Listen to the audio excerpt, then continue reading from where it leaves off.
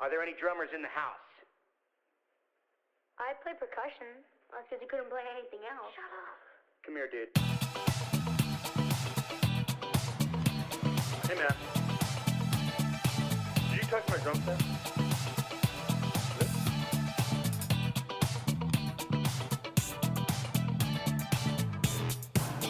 I am warning you right now.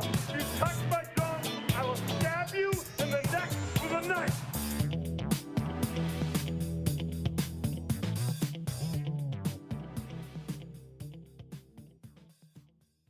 Not quite my tempo. It's all good. No worries. Here we go. Hey guys, welcome back to the Drumheads podcast. My name is Daniel, and this is episode 102 with Earl Talbot. What's up? So yes, this was a great episode. We kind of just jumped right into it. It was kind of fun. I called him up and said, we just started talking, and I'm like, what we're talking about is great. Let's not even cut to me introducing you. So if it sounds like we just kind of just jump into a conversation, it is because we just did. So I felt like, let's just keep it in. It sounds good. So yeah, this was great. It was great to have Earl on. Super interesting guy. It felt like I had met him before, and I don't know how. You know how you just meet, you talk to somebody, you meet somebody, and you just feel like you've already met them and you already know them. So it just felt like I'd met him, and we just started talking, and we just talked about. We kind of started off just talking about life and parenting, and both of us having kids, and being drummers at the same time. So it was a super interesting conversation we kind of led into. And then, we talked about drums and everything else, but, he's had quite a storied, career as a drummer. I mean, he's traveled the world learning different, drumming styles, and he, at one point, he was the drummer for the Oprah show, so, he would record tracks and then send them into the music director, and, the music that you would listen to in between, commercials and all that stuff. So, super interesting guy, and just the story of teaching and all the fun stuff that goes on with that. So yeah, it was just great having Earl on, and so go check him out. Go follow him on Instagram. He's always posting great videos and just cool stuff like that. And if you're in the Chicago area, he also teaches lessons, so anywhere, any age, all of that. So he has a very hands-on, one-on-one kind of teaching style, and he actually taught and works with past guest Jessica Bordeaux, who's up in Chicago as well. So that's how I was familiar with him. So, but yeah, it was just great having him on and just talking life, drums, travel, recording. It's like I said, it was a very fun conversation. Just kind of, it flowed very naturally and organically. It didn't, it wasn't like the typical, go down the list of, questions and, bang them out. It was just, hey, how are you? Let's just talk. So, again, thank you to Earl for being on. And yeah, go check him out on Instagram and just follow his stuff. Like I said, he's always doing some cool stuff. And we're going to be doing a mini episode that I'll be dropping later this week. That we're going to. This one's more just about him and his teaching and all that stuff. And the second episode, the bonus ep, will be us talking about his gear and stuff like that. So stick around for that. You should see that in a couple of days. But till then, here it is, episode 102 with Earl Talbot. Check it out. Hey guys, there are multiple ways you can help out the podcast. First is you can go to iTunes and leave a positive review of the podcast. So you could put 5 stars for the podcast, also subscribing to it. So if you have a iPhone, it's super easy because you have a podcast app built into your phone. So go type in the Drumheads. We will pop up and you hit subscribe. That is one of the best ways to help out the podcast. Like I said, great reviews on iTunes, positive messages and stuff like that. Also, if you want to become a Patreon member, this is something I'm going to start pushing a little hard right now. So, just go and just be, if it's $1 a month, all the money that's going to be coming into the Patreon account will be to help the podcast grow, so we can maybe pay for the staff instead of having everybody volunteer, and stuff like that. And then just to keep up with, updates with everything that goes on with doing a podcast. So if you can become a Patreon member, that would be awesome. Also, if you just want to make a donation, you can go to our PayPal account. Also, be sure to go like us on Facebook, follow us on Twitter. I'm pretty sure you're already on Instagram and you've liked us there, but if you are new to Instagram, go check us out there. That's our biggest following right there. And just, thank you. So all that, Patreon, iTunes, liking, subscribing, all helps out the podcast. So thank you very much. I just want to take a moment to thank one of our sponsors, Regal Tip Drumsticks. Regal Tip is so awesome. They've been such a vital part of help growing this podcast. And I just want to take the time to thank them. And to be sure, if you're looking for some drumsticks, go check out our friends at Regal Tip. Go to their website, regaltip.com. You can check out all the sticks that are available. They make excellent brushes. They make excellent drumsticks. And, if you have a question, feel free to reach out to them. They are super helpful when it comes to that. So if you're looking for a certain type of stick, a certain type of length, they can help you out. And I love what they're doing with the internet drummers, you could say. It's a very collaborative community, and they've come on board, and I find that so refreshing. So I just want to thank Regal Tip again for their sponsorship. And if you're interested, just send us a message. You can also become a sponsor. But again, if you're looking for a good pair of drumsticks, go to regaltip.com, and you will find yourself a collection of great drumsticks. Thanks, Regal Tip. You guys are awesome.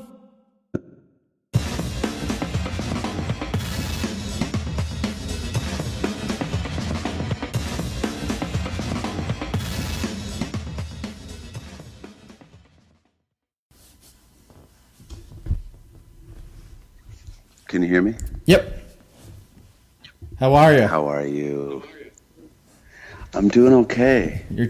How's your head? You gotta have a head to have a headache.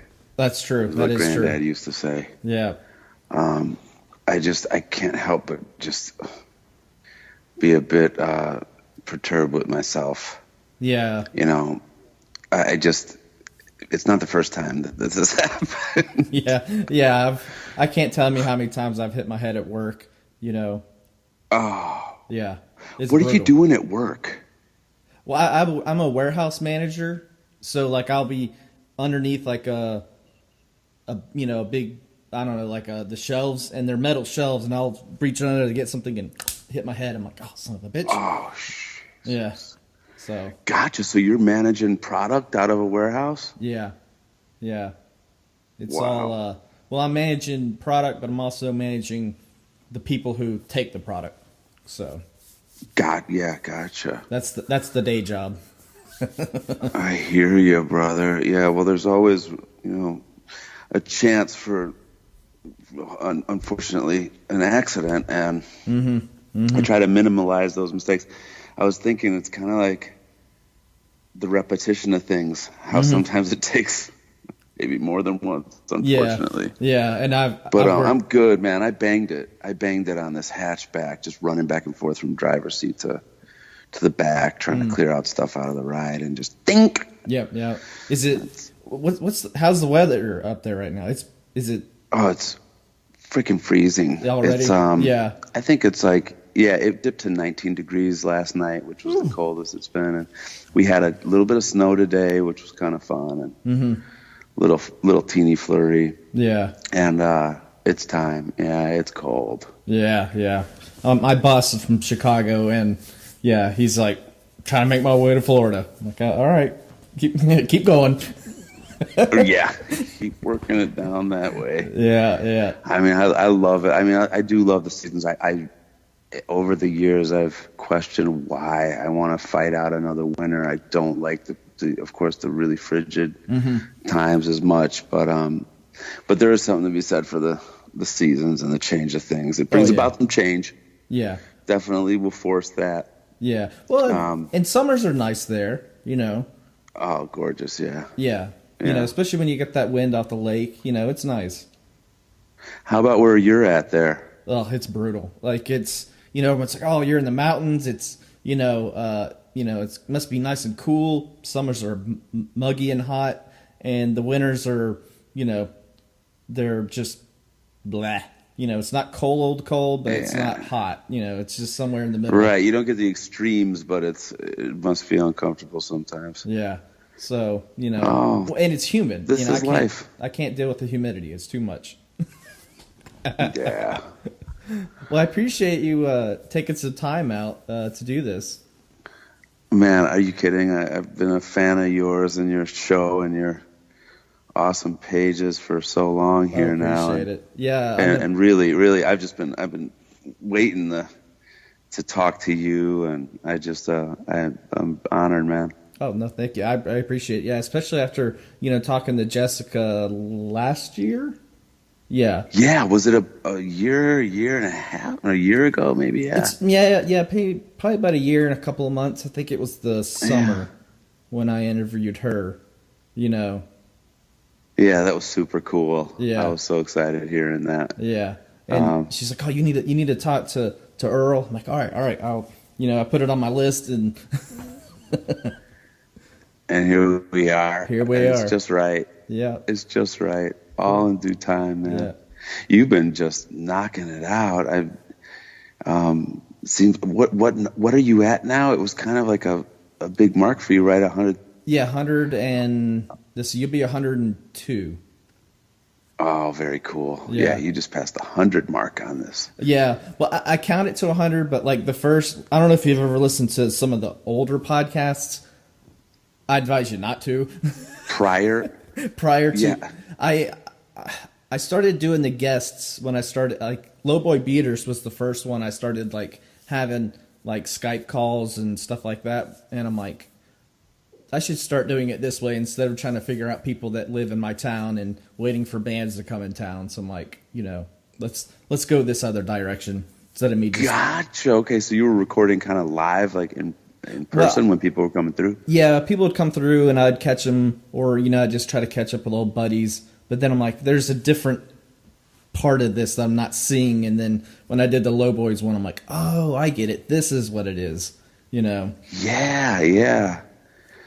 Sometimes it's that tune with the technology. It's awesome that we can, I'm old school, man. Trust me, I understand. Like, I'm like, oh yeah, wait. Yeah. You can Skype and like reach everybody around the world really quickly. Yeah, I know. It has to remind me as well. I'm like, like I had a Skype account for years, because my sister lived in Florida, and we'd do that stuff back and forth. But it fell to the wayside, and you're like, oh yeah, I can do this. This is awesome. I hear you. It's reminding me immediately. I think of my situation with lessons and Skyping lessons, and how simple sometimes the setup could be. But I really have not even gone that route where I've had requests and the rest, and I really want. And I keep saying, yeah, I get a cassette for it, and it's another reminder tonight, talking about that I want to definitely provide that kind of link with people around the world, and so I gotta get my Skype on for lessons too. Yeah. And it's not, it's been going on for years here. Yeah. Well, cool. Well, I was going to introduce you but I like the way we kind of just fell into this conversation. So I kind of like this is being kind of the intro, just kind of chit-chatting. Hey, sure, man. That's cool with you. It's all on the table, bro. Yeah. I'm absolutely down with it. Okay. Yeah. And everything seems to be rolling. I can hear you nice and clear. And Yep. I assume you got me on that end. Oh, yeah. We're all good. We are. This is it. This is our show. This is the show. I was like, I liked where it was going. I'm like, let's just keep it going. Not even. Let's ride. Yeah, let's just ride. So, if anybody just like, who are these two people talking? I'm on with Earl Talbot. How are you? That's right. Daniel, I'm chilling. Yeah, I'm chilling too. It's toward. So you got the kids in bed? Yeah, the kids are in bed. The wife is asleep. She's not a night owl like me, so she's all into Christmas movies right now, and she puts one of those on. She's out. Ooh, lights out. Yeah, lights out. It's the season, man. It's the season. Beautiful, yeah. Remind me, if you don't mind. I mean, you have younger ones, right? Yeah, they're. I don't need the specific age, but they're little ones. I mean, I got a teenager now, so everything's little. I'm little next to my teenager now. Yeah. But yeah. I hear you, dude. I have a 7-year-old, a 5-year-old, and almost 4-year-old, and we just. Oh wow. I just measured them all. We keep, every 3 months we'll measure them on the door frame, and my 7-year-old is already up to like the middle of my chest. I'm like, wow. I'm like, dude, you're gonna be taller than me. Like next year, you're gonna be a monster. He's coming up. Yeah. 7-year-old, man. Oh, yeah. Love those times. And I only have one boy, and of course he's everything to me. But I've always admired all my friends who have several kids, and of course I have a lot of admiration for how you're able to work it and spend the time. And I mean, even with one, my hands are just amazingly full, and so I always celebrate that. Yeah. I was gonna have like 12 kids, but this is the way things worked out for now. Maybe I'm not done. Yeah, you never know. But, you never know. Well, that's beautiful. 3 young ones, man. It's a great season for it. Oh yeah, and it's funny, like I had a friend, he's like, "Oh, I'm gonna have as many kids as possible," and he stopped at like 2. I'm like, "What happened?" Yeah. He's like, "Well, after we had the first 2, I figured out how hard it was." I'm like, I figured. Yeah. Cool. Yeah. And for a number of reasons, it's giving back to life, though. And that's what I celebrate. Oh, yeah, for sure. An old mentor of mine, Charlie Caston, is a wonderful bass player, and he passed away in 96. And Charlie was like my older brother, and I'll never forget, he had his boy, who's my godson, amazingly talented pianist now, named Christian. And then Christian was just, he was in the womb at that point, and maybe Charlie's lady was like 6 months pregnant, and Charlie said to me on the front porch, he said, "Earl, this is giving back to life, man. To your father. Like, that's giving back to life. Like, you won't know the feeling until you're going to be a dad. Oh, yeah. But that's giving back." And I was like, oh, he really has something there. Yeah, yeah. It's a trippy experience, to be honest, I didn't do well with the first one. Like after he was born, I went to like some depression crisis mode, and Did you? Oh yeah, it was brutal, and I didn't know how to snap out of it, and it I don't know, it was like a huge change, but I guess it was you worry about bills, you worry about providing this, what am I going to do if this happens? And so my brain was just like, oh, I know. It just shut down. So I had if it wasn't for podcasting, surprisingly enough, it'd have been bad. So, yeah. Wow. Hey man, I understand. And none of us are immune to those feelings and all the fears that come along too, quite honestly. I mean, that's really it. It's the unknown. And I mean, I don't want to consider myself a worrywart either, but I've gone through and still go through my concerns. My goodness. My son was born in France. Oh, wow. And I was living over there, and my wife and I, and it was such a blessing. We decided, we're ready. Let's try to have a kid. Let's do our best and pray and have our beautiful kid. Yeah. Boy, girl, what's going to happen? And we were pretty quickly blessed. Like, here we go. And I'll tell you, when I think back to that, there were so many feelings, and it was really, I think we share that with all dads, but I think, each one of us, we're all unique, but the concern level is so surprised. So I can relate, man. Yeah. I can relate. Yeah. I moved back here to Chicago when the boy was 6 months old, and kind of started back anew here and reestablishing things. And my God, I was painting buildings and running around, setting up studio sessions. Finally got the back rolling with some performing with the band Poi Dog that I've been with. But the whole thing, I mean, I was all over the place with with dough and with thinking about how I'm going to plan for the future with this kid. And you take it day by day. But it sounds like you've been through a lot of hurdles, but you've got 3 beautiful kids now. Look at you now. Look at you rolling now. Yeah, I figured it out. Well, what it was mainly how am I going to relate to my kid, and wow. It was, my wife's family they're all very into sports and, all that kind of stuff. And I'm not. And, my big worry was, am I not going to have something that I can, attach myself or have something is he going to be into music? Is he going to be into movies and all that stuff? And like not knowing, Right. Yeah.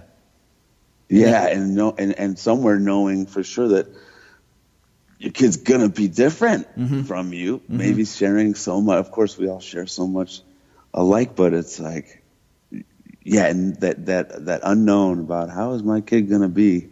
No kidding, man. I hear you. Yeah. But little by little, we learn, each stage prepare you for the next? Oh, yeah, for sure. And feeling equipped to handle and direct your child to and yourself. It's like this self-directing kind of thing where you're trying to be a contributor and at the same time take care of you and make sure that you're making the right choices with the lady. All those factors, like each step of the way. The good news is for all of us, it just prepares us. I think in a better way, and when we learn and we grow and we become hopefully really reliable, great parents through the whole process. But it's a process, isn't it? It is. It is a process. Yeah. Well, Oh, buddy. Well, speaking of processes, so going back to you as a child, did you grow up in a musical household, or was it just kind of something you found out on your own? My mom is amazing. She could sit down and play piano and open up a book of songs and read through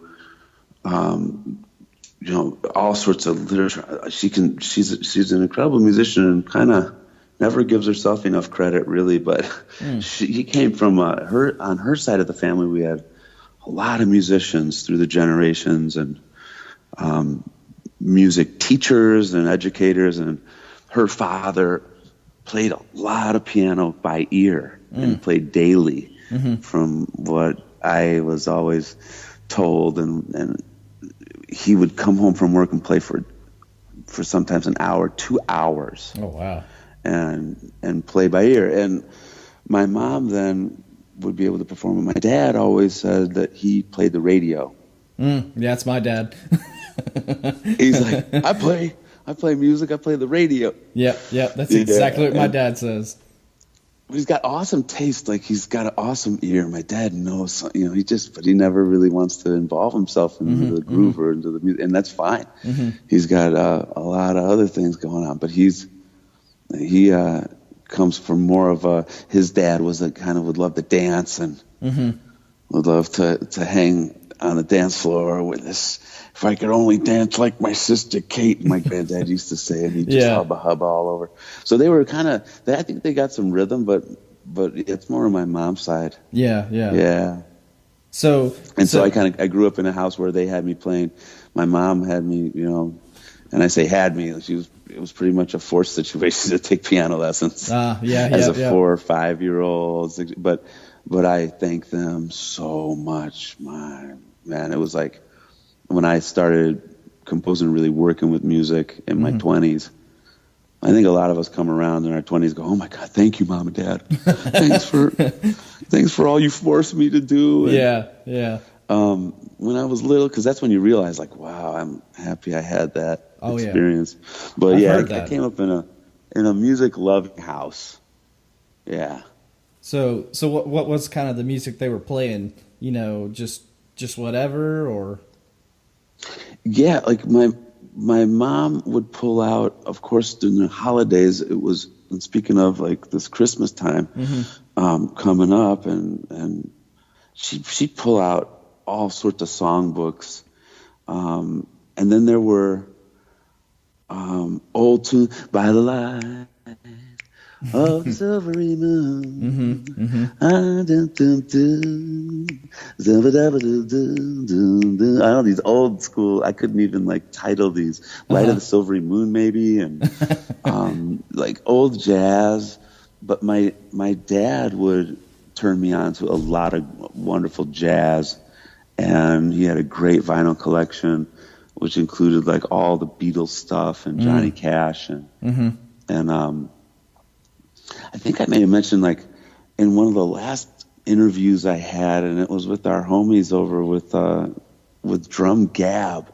Seamus. It was, man, Seamus. It was so awesome when we chatted, and I think I mentioned that like I would lay down on the couch as a kid on Saturday mornings, early Saturday mornings, and my dad would just blast his system in his room, and nice. And I would listen to all sorts of stuff, and the Johnny Cash really stuck out, and then he had like old Stevie Wonder and a lot of great mix of jazz artists from Blakey and Jazz Messengers and all these records. And so I had the pleasure, and that was even prior to ever playing the drums, that I would just lay there and just kind of take in this music on Saturday mornings. Early, I was a hyperactive kid. I would get up super early, sometimes 5 in the morning, and you know, super compared to like a 7, 8 o'clock wake up, which I think most of us would deserve on a Saturday morning. Yeah, totally. I was nuts. Even throughout my teens, I'd get up super early, and I would listen to tunes. But when I was young, when I was 9 in the car, my dad was playing Dave Brubeck, and that's what really snapped me into the drum rhythm. Like I was like, oh my God, I can't play this rhythm. I'm trying to beat the rhythm out on the dashboard, and I found that joy in going, oh my, this is the biggest frustration. I gotta learn how to play the drums. Oh yeah. And that was that big turning point for me. And it was, and I thank my dad for it. You know, he would expose me to all sorts of really great songs and artists. Yeah. Yeah, my dad the same way. You know, he played the Eagles. That was his band. And oh, cool. Yeah, and you know, so Don Henley is, you know, that's the guy. You know, that's the guy that got me in the drums. So that's so cool. Yeah. So I'm trying to remember who What a great drummer. What a great drummer. Oh, and of course vocalist, but to perform the way he did is it's incredible. Yeah. He's you know, one of a kind, you know. Definitely one of those music, you know, he was a drummer for the band, not like trying to be all flashy. You know, he was very subdued and subtle. Wonderfully appropriate, right? Yeah, there's the word, appropriate. Appropriate, yeah. Absolutely. Yeah, I can't think of a part that I would have changed with wearing my biggest production cap. Like when you listen to all those old songs, you're like, man, it's like perfect. That's what we aspire to do. You know? Oh yeah. Yeah. So who was that first drummer that, you know, really stood out to you then?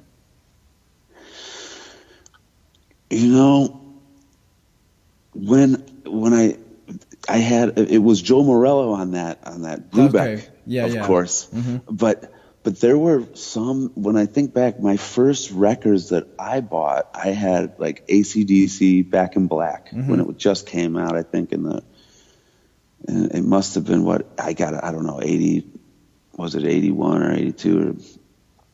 And I remember having that as a cassette. It was very early on. I had a Rolling Stones little 45 of "Start Me Up," which was so killer to me. Yeah. And then I had Queen. What's the? And I'm horrible, but what's the album with Another One Bites the Dust on it? Ugh. Or is it titled? Yeah, I can't. But Another One Bites the Dust. And I realized back then, like it was all about groove, you know. So I gotta credit everybody in those bands. Those are, you know, when I think back to my early days where I was just burning out cassettes, I had those couple and that one record, and then I started in on when I began playing drums. I had a pretty wide variety of of records, but it started with like Billy Joel. My sister, in my sister's room right prior to playing drums, I do remember hearing Billy Joel's Glass Houses record with that "What's the matter with the girl?" Oh yeah, and the shuffle going on there, yeah, which I would later learn as a shuffle, but at the time it was just the way the speaker was acting.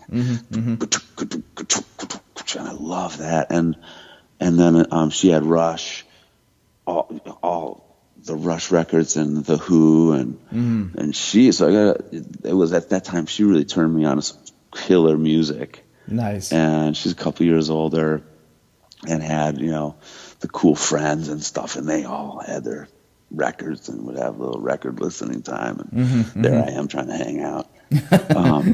But that's when it was like so if a drummer would really stick out from early on, I'd have to say when I started and I really started playing drums, it was Neil out of Rush automatically that I was super into and still am, of course, but for the first couple years it was trying to learn all the Rush that I could, and then it was Billy Cobham sticks out immediately then. I started dipping in the Cobham records and all of his solo records, and then all of the stuff he would do with a host of artists, and also Chick Corea, Return to Forever, those fusion records with Lenny White and the whole gang. Those guys were so incredible. Oh yeah. With my little ears back then, I was super blown away by everything. And I am still. I still love to listen back to those things. Yeah. How about for you? So you had Don Henley was like your first big influence? Don Henley. And I know how much you love Stuart Copeland, and so do I. That was kind of around that time. Yeah. I would learn about the Police and stuff. And Stuart was a little bit later. Like I knew the the hits, but it wasn't until I think I was reading a magazine, back in not high school, middle school, I guess, and learning about his sound of his snare drum, because as much as I loved Don Henley's snare drum, it was Stewart's that really stuck out to me. But that pop. Yeah, all that pop, and and then I remember my parents listened to a lot of like Earth, Wind and Fire, so you got Fred White, super underrated drummer. But then I grew up in the grunge era, so then you get the Dave Grohls and the Matt Camerons, but then it evolved into Dave Matthews. So Carter Broford was the dude that really hooked me, and I was in high school, so that was I'm like, oh, this is something totally different, Yeah. He really has a lot to say on the drums. Awesome way. Oh yeah. Love his style. Yeah, so you came up in the 90s then. And at that time I was really starting my career out of high school. I graduated high school in 90. And I remember like the whole grunge thing coming on heavy, and very much embraced here in Chicago. Oh yeah, for sure. Did you celebrate all those drummers? Did you do school band and stuff like that when you were in middle school, high school? Yeah, in middle school I was in a variety of different public schools in Chicago. I think I went to maybe 3 different or 4 different schools prior to going to high school, and I didn't have much of a band experience at all up until 8th grade. And we didn't really have a music program at Newberry Academy. It was a great magnet school, public school here in Chicago, and it was my awesome principal, Mr. Baudouin, that was a drummer. He was a drummer himself, and we got to chatting. He was also my math teacher that year, and I was very interested in playing. We talked about drums, and he said, well, hey, you know what? Let's get a couple snare drums, and why don't we, have you and Calvin was my buddy. Calvin played a little drums too, and so why don't you guys, we can do a cadence for the assemblies and that kind of thing. I was like ecstatic. And so I ended up making the cadence for it. And I teach it all the time. It's just a little accent pattern with a little 5-stroke roll at the end. It's like, or as a prefix, and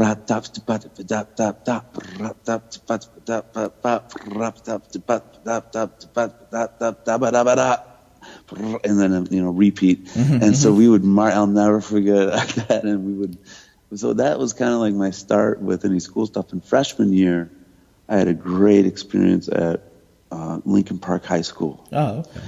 And at Lincoln Park High School, they had an awesome kind of arts area and for drama and for music, and you could kind of major in a sense in that way. And I placed into this program where I had 3 periods of band a day. Oh, nice. And I entered in, so after lunchtime, I'd do the academic stuff prior, and then it was beginner band, intermediate band, advanced band. And I couldn't read at all. I mean, I kind of knew what a quarter note and an eighth note was a little bit. I'd seen it before. That's about it. Like, my reading was next to nothing, but I had some technique. I had a quite a buzz roll and that kind of thing at the time, and I could play enough and hold time, but my reading. So this awesome director, Mr. Paris, he would have me then in beginner band to really learn how to read a bit more.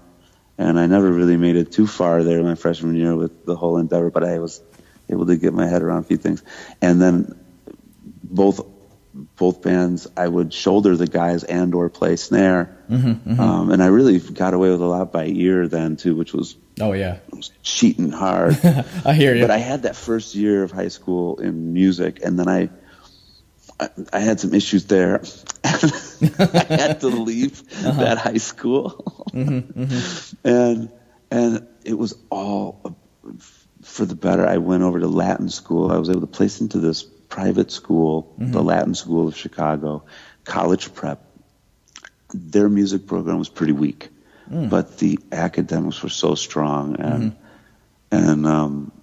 it was a great experience for me. But I was just playing in my own bands and practicing every day after school and doing clubs. Then junior year, I started playing out and playing in different nightclubs in the city, and had my dad by my side, and I was playing with guys who were in their 30s and stuff. And, bunch of knuckleheads. We had a really amazing time. A lot of great musicians. Oh yeah.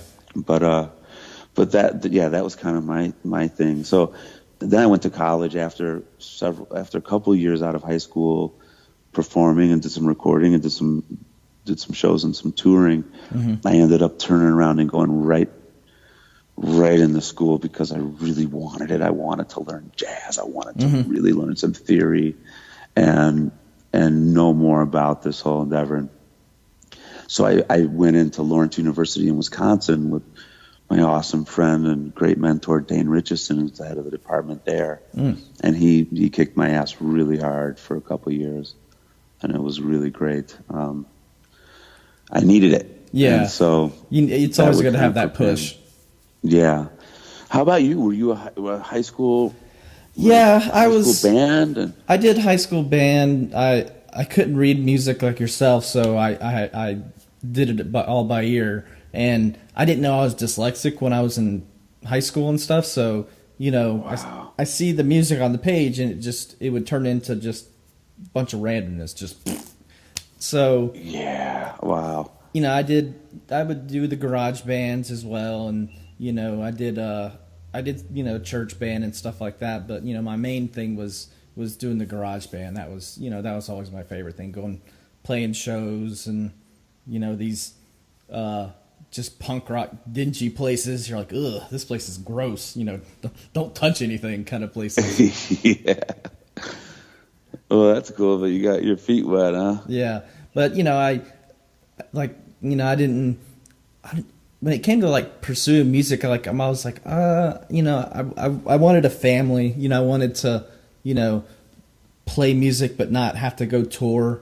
Because when you have a crazy sleeping disorder, I sleepwalk. I don't do it as much now, but I would be on tour, and people would be like, Daniel, where are you going? And I'd be sleepwalking, and I'd walk into the wall, or I'd be acting crazy. So it was like, ooh, I don't think this is the right thing to do, with the life, because who knows what happened. I could have and it's jumped out the window anyway, right? Like even with that, it sounds like even without that kind of disorder, like touring is a rough situation. Oh yeah. And depending on how long you're out and what Yeah. the amenities are like, it's hard on everybody, isn't it? Oh yeah. Especially being a family man. Yeah. And I understand. I really slow down on all things touring and really having the desire to go out, because at that moment that I became a dad, I didn't want to miss him.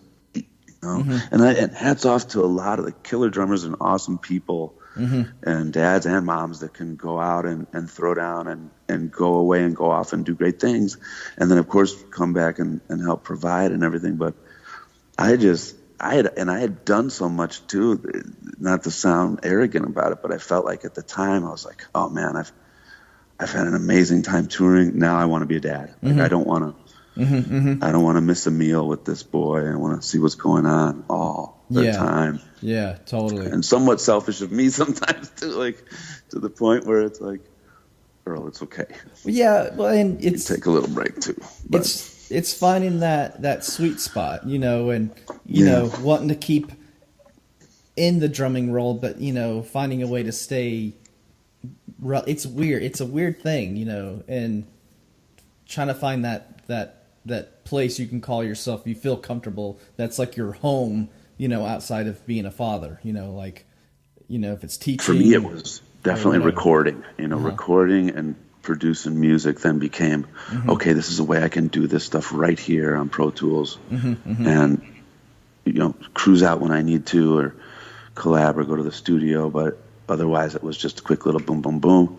And I felt like I could provide that way too, and really that's kind of, and I it's my safe place just outside of money making and all the rest too. It's just, I just love diving into composition and recording. And, that it's interesting how that all kind of worked out together with being a dad and feeling like I could do both. Oh yeah. And have the luxury of it too, which was a blessing to have, to be able to do it and then have a lot of time out and time off. Yeah, and totally. Jump back in, stay up all night. I worked for the Oprah show. Well, in a sense, I was always independent, but I provided music for Oprah and her show for several years between 2005 and I think it was around 2012. Oh, wow. And her show went off the air then, and we kind of halted the whole library that was being made there. But it was really something. So I would work in different periods of time and bang out a lot of tracks and make them ready for broadcast. And so it was an awesome learning curve, but it also, I did it all out of my basement. Yeah. Just having that, you can just walk downstairs and do it, and then you're like, oh, oh, dinner's ready. All right, walk back up, eat dinner, yeah. Go throw the ball around outside. Yeah, totally. It's like it was really and I know how fortunate I was for having that time to do that. I know a lot of my buddies and people, of course, who are working, and like now I'm actually a working guy now too, and I'm teaching full time, and then I'll throw down hours at Trader Joe's and bust load and rip apart pallets and so I'll do whatever I have to do to make sure everything's taken care of. So I'm never afraid to like go paint a house still or like do any kind of labor along with the music. Oh yeah, but totally. Again with taking some direction sometimes, and there are sacrifices. Like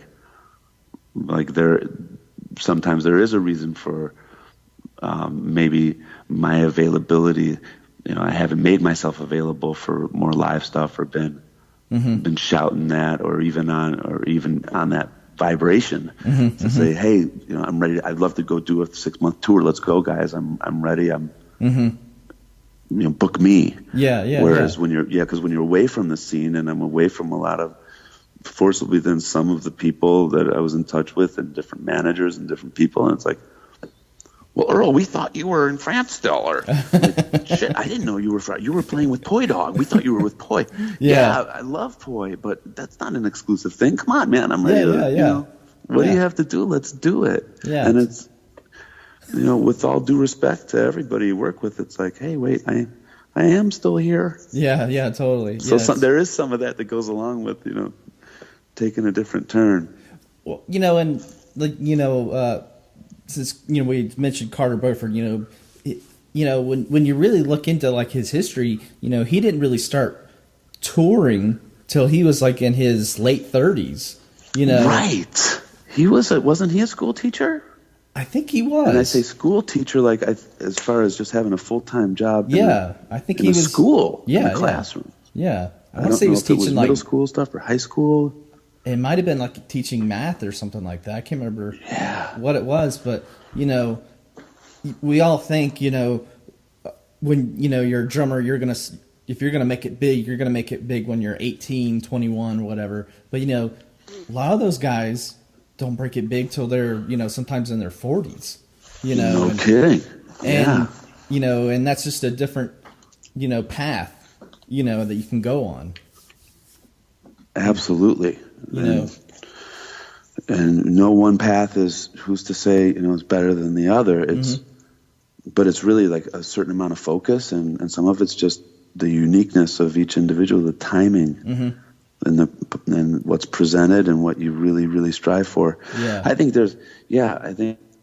I think it's like a lot of other areas of our lives where there is a certain amount of intent necessary, but then there are factors that are outside of one's control sometimes. Oh yeah, for sure. It's timing, it's the place, it's all that. Some call it luck, but I think persevering and always having your eye on the prize is what's important. Oh yeah. And measuring success how, for me, it's always been like, well, I want to be able to play that thing. Money is a whole nother thing. It's a whole, and I've never been a real money guy, so I'm like, I enjoy being able to live my life and have healthy food and provide for my family. But the whole thing for me, like success is about feeling great on my instrument. For me. Yeah. Well, you see people. So I don't know if I hope that it's going to take me the rest of my life to really start to feel fulfilled, and I love it, and I feel fulfilled, but it's like that's one of those great things that it's going to keep me blazing until the very end, because it's never finished, I'm never it's never finished. Well, and some people, it's all about what kind of car they have, and they measure their success on that. And I'm not one of those guys, have to have the nice car or it's just, I'm like you. I'm like, I just want to be good at my instrument and just keep playing. That's the end goal, is just to keep playing it. Yep. And I love feedback, and I've enjoyed having people enjoy what I do. Of course, it feels great. It's part of it. I think we all want to have that feeling like we're connecting with others, listeners, or and whether they're friends, family, or you call them fans, people that are actually really, really enjoying what you're doing, and you may not know them personally. That's awesome. Yeah. But it's never really the measure, It is more of an inside thing to measure one's, it's self-perception. It really is. It's self-esteem. Yeah, totally. It's your self-estimation that's most important. Yeah. I don't know, because I certainly think that people will be supportive of what you do and love what you do, but you got to make sure that you're happy with what you're doing. Yeah. And on the kit, I mean, and in many ways throughout life, but it's like, then that it may not sell as many records. It may not be what everybody wants to hear, but if you're hearing it and loving it, that really is the best place to be. Yeah. I call it just takes time. Yeah. So. Well, and I call it being in my happy spot, or my happy place. Right. Yeah. There's not a lot of things I can do where I feel comfortable in my skin other than playing drums. That's, when I feel like, oh, this is who I am and this is what I love to do, kind of thing. Yeah, man. I see you going off. I see you loving that on some of those vids of yours. Yeah. Well, and it's just fun.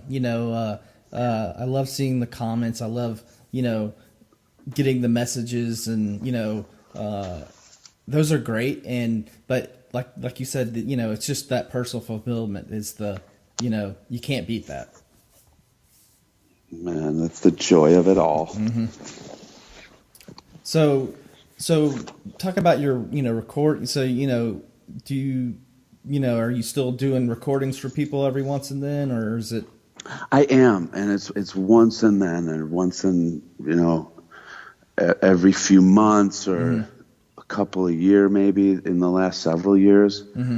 So it has been really sparse, that I've done session work, but I've been banging out stuff on my own here in preparation to do a couple releases. Oh, nice. With some of my music. Yeah. And I'll definitely be pushing this stuff on you. Oh yeah, totally. There's a film that I've been working on forever. I mean, it all started before I was born, but I've been trying to capture like the last 25 years. I had early on with my studies in France and in Cameroon with my awesome teacher, Christian Bourdon, I had this handheld camera where I took hours and hours of footage. Oh, wow. On these old Super 8 tapes. Oh, like Stuart Copeland did back in the day. Very much. Yeah. Like that. And I have been putting together something and trying to make it at least give the timeline of what occurred, not only in my life, but then dig deeper and some the importance of African rhythm and the history there. And so I found all of the interview footage I did with Christian. I had him sit down and explain to me what this Bakutsi rhythm is all about, and he had so much to say about the history from colonization to slave trade, and really why this music is so important and why it is the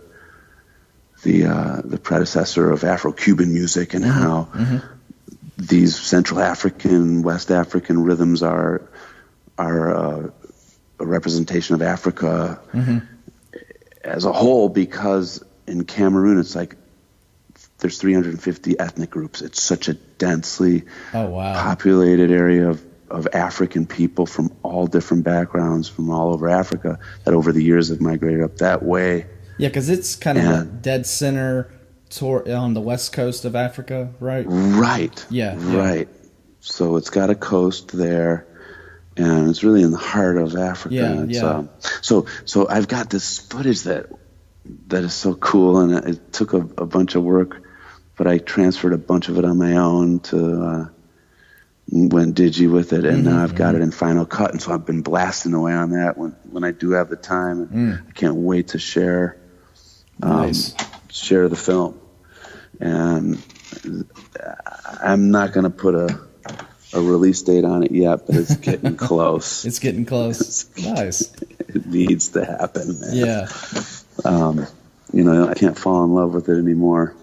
Yeah. As my old buddies used to say, that it was my guy Parker at Harpo at the Oprah studio. He was the music director, and he'd say, I'd run tracks by him, and yeah, like this and that, and he's like, don't fall in love with it, man. Spit it out. It's done. And I'd be mixing for another. I'd stay up all night and keep tweaking. And he's like, stop! Don't fall in love with it. Yeah.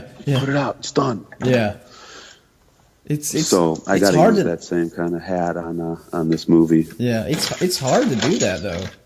You know. I'm sorry. It's hard to do that. You know. It is. Yeah. Isn't it hard to say it's finished? Oh yeah. Like, you know, to me, anything I try to do, you know, I'm like, oh, you know, I could have done this better, I could have done that better, and you know, you beat yourself up over it, you know, and then you finally have to just like, all right, I'm gonna let go.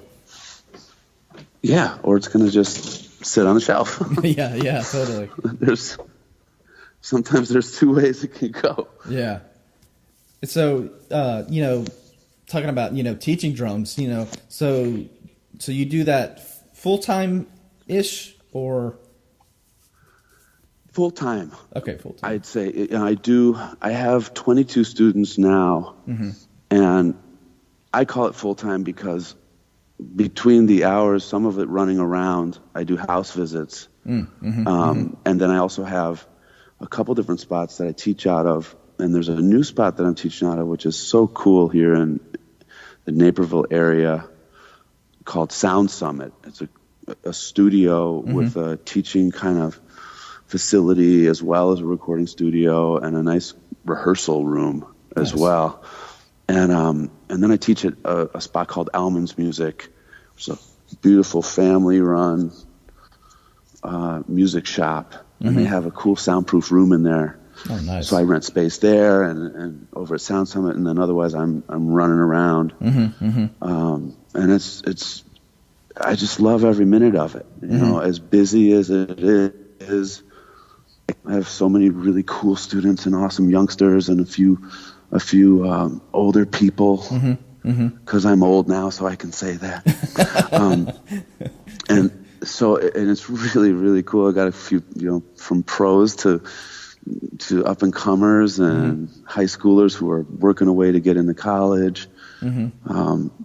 Cool audition material to review, and so it always keeps me on my toes. I just keep learning so much by doing it. Well, it definitely does. It makes it, you know, not bland. You know, you get a great mix of, you know, different skill levels, different, you know, sensibilities and how they approach their drumming and all kinds of stuff. It's you know, I've always thought about teaching. I'm like, you know, and how you approach it. You know, I've done a couple of clinics, you know, but that was it's different trying to teach, you know, especially if you're doing it one-on-one, you know. It's certainly, yeah. It's trying to find, you know, listening to some of the music they're listening to, so you can kind of get their sensibilities of, you know, what they're wanting to achieve, and everybody's unique. It's like any language that we're all involved with this, and we all speak a few different phrases out of a vast amount of possible syllables, right? Yeah, totally. But we all kind of share that. So there's some things that singles, doubles, paradiddles, triplets, groups of 2, 3s, 5, 7, 9. There's some of that we can all relate to, and that I think is important to turn everybody onto. But I take a real unique approach with each student, where in the sense where everybody has their way of learning, and so it does take some time, a couple meetings, but then to understand the perspective on how we're going to introduce what material, and I don't have like a standard format that everybody has to follow. I'll prescribe certain exercises for each drummer depending on where they're at with it and what their goals are, and what kind of time they want to put into it too, at whatever given stage of their lives. You know, some of the little guys, like, you're not going to put so much practice expectation on them. Yeah, totally. I'll jot down, you know, for a 7-year-old, it's maybe a 10-minute, 15-minute expectation, depending on the individual. Where it's like, hey, if you can take this and practice this right, left for 1.5 minutes, set the time. Like we do a little thing where I'll work with certain parents on it, depending on the parents. And then otherwise it's, for people who really want it, then I'm writing out like a 2-hour practice format in their notebook for them to take home that week, like how much time they should spend on each individual exercise. So, but I love that kind of stuff. So, yeah. Well, this question just kind of popped in my head is, do you take on students that, are wanting to learn how to play drums, or do you get students that you can tell it's the parents are kind of just pushing them into it, Oh, you know what's interesting? I promise you, I haven't had a lot of the latter. I haven't had too many instances, and there's been a couple, and usually, and I'll be very frank with parents and or students that want to jump in, depending on what they want to accomplish. But so sometimes I've had a parent that's wanted it more for their child than the child wants it. Yeah. And then again, it's really working with the parents on it. Then it becomes like, hey, why don't you come in here and throw down? Yeah. I think it's you that's really wanting to play. Yeah. Let's do it. Yeah. Or sit in on the lesson, especially for the really youngsters. And I enjoy when parents are into sitting in on the lesson so that they know how to direct. Maybe if they're at home, or they want to bring it up after a meal and say, hey, what was that thing, that paradiddle thing? Yeah. I think that's really cool that they want to be involved. Yeah. But yeah, I mean, I'm sure it does occur where you've got to say, hey, you know what? If this is too much of a bore for the student, then something's wrong here. But it's very rare for me. I've been fortunate to have a lot of it's been word of mouth, even prior to having much exposure as far as any advertising or anything like that. It's cool that I got turned on to Instagram through Jessica over a couple years ago now. Yeah. Where she's like, hey, you got to check this thing out. There's a great drum community on there. And she's absolutely right. It's been super cool. So I've even done in-person lessons with people who are even local who found me kind of through Instagram, which has been very cool. But otherwise, it's been more word of mouth and pretty serious students. And so yeah, I'm in a place too over here, and I'll duck into the city proper. I grew up in Chicago, but now I'm in the burbs out here, and there's a really strong community in the schools here with the district, with their music programs, really, really strong. And so it works out to where I've been in touch with the schools, and a lot of directors will send their students directly to me.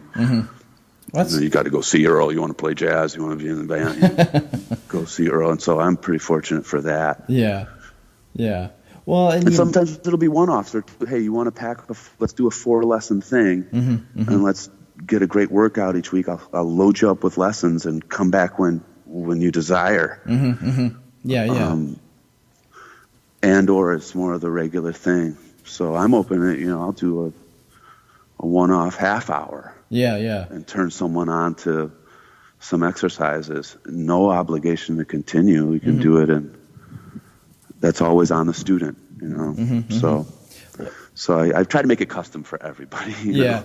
Well, and, you hear a lot of, kids play, they'll start guitar, they'll start piano, they'll start trumpet, and there's just something about drums that's a lot, it's a physical instrument, it's a fun instrument, so the people who are gravitating toward that and want lessons, they usually stick with it. Yeah, they'll put the time in. Yeah. Well, when you're hungry for it. Oh yeah, when you're got that desire, it's a different story. And it's great that it's such a physical thing. And I do teach my beginner students to go full range of motion motion too, and to protect their ears, of course, but to really get that full extension on strokes as well, I think is really important. And then be able to calm it, then be concerned with dynamics and be able to play. Of course, we all aspire to be able to play very soft and as intense as we are when we're going triple forte on the kit. But I think it's tough to learn it the other way around. I hope that I've helped some students who've come to me later in their careers or in their high school careers already with being in percussion since, they were teeny tots. And I do find it a lot of the time is the case where the power's not there. And the real backbone of the groove is somewhat lacking because that physical, that extension of oneself, like it hadn't occurred. The analogy of a sculptor starting with that large block and then chiseling away at it, as opposed to trying to glue together a bunch of little pieces. You've got to start sometimes large and then work it down as far as that physical exertion thing. I think it's important on the kit. I will say it's part of my thing. Part of your... for modern drum set stuff. And the rest. I think if you're a mallet player and you can run your scales in the beginning with a full throttle mallet height and height wise and tempo and really crank it out as if it's a sport, sometimes that's really healthy. Oh yeah, totally. Yeah Getting in there and just letting that inner animal just out, and it definitely relieves some stress for sure. That's important. That's important. Then there's times you've got to really just focus on playing is just trying to just tap it, just tap it in, just to see if you can get it as soft as you possibly can, and still making a groove. I think one of the greatest exercises as well is trying to perform the world's quietest buzz roll. The world's softest buzz roll. I mean, like quadruple pianissimo all the way down there. And that can be one of the greatest warm-ups. Totally. Contrary to like everything I just said about getting the plug going and blasting away. It's sometimes playing, taking that opposite approach is crucial, especially for developed players. You got to bring it all the way down. For sure. Well, and you bringing up Instagram and all that stuff. It's such a different world now with this digital age of being able to, be part of a community that's so broad and so diverse. There's amazing.